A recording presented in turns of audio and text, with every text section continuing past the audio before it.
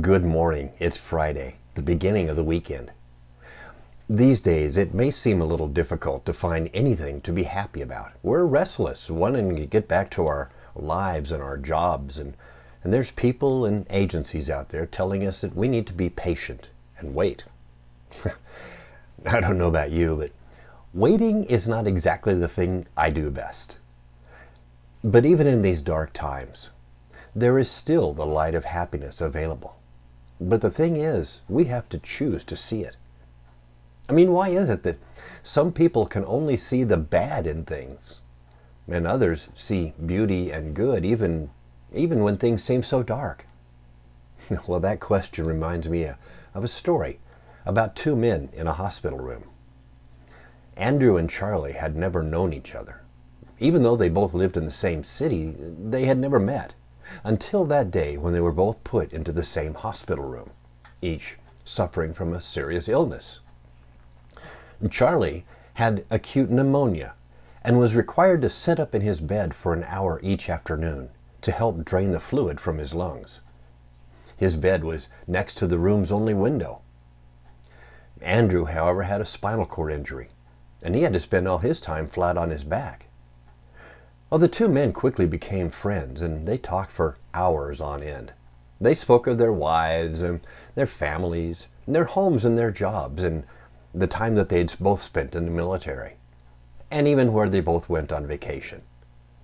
Every afternoon, when Charlie would sit up, he would just pass the time away by describing for Andrew all the things that he saw outside.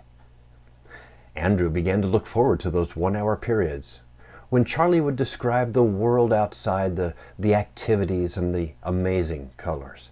Charlie would talk about this beautiful park with a lovely lake, ducks and swans playing, model boats zooming around, young lovers walking arm in arm. And there was an abundance of flowers of every possible color. Oh, and off in the distance, there was a fine view of the city skyline, which was particularly beautiful at sunset. As Charlie described each scene in exquisite detail, Andrew would close his eyes and imagine this picturesque scene. One warm afternoon, Charlie said, "You know what? There's a parade passing by." Although Andrew couldn't hear the band, he could see it in his mind's eye as Charlie described every minute detail, floats and marching bands and the large crowd looking on. Days and weeks passed, and Andrew was getting better. His back was healing, and it wasn't going to be long before he was going to be going home. But then one morning, the nurse arrived to find that Charlie had died peacefully in his sleep. With no roommate to describe what was going on outside, Andrew asked if he could move his bed next to the window. If the nurse was happy to make the switch for him. And after making sure he was comfortable, she left him alone. Slowly and painfully, Andrew lifted himself up on his elbow, first one, then the other, so he might take his first look outside. He struggled painfully to turn and look out, but he was shocked when the only thing he could see was a huge brick wall of the building next door. Andrew called for the nurse. There must be some mistake. Charlie told me he could see the lake and the city skyline, and there's nothing here but a blank wall. The nurse smiled and answered, "Charlie has been blind from the age of 20. He couldn't even see the wall."